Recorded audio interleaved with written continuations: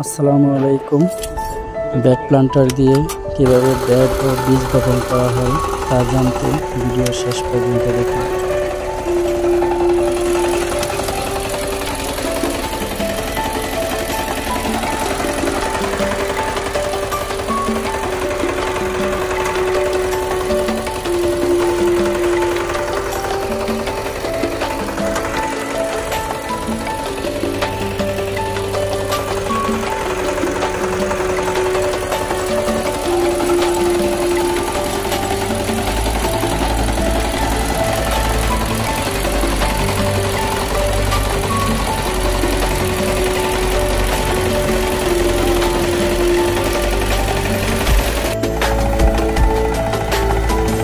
পিছনে যে প্লান্টারটি আছে এটি বড় করা যায়, ছোট করা যায়, ব্যাড ছোট বড় করা যায়।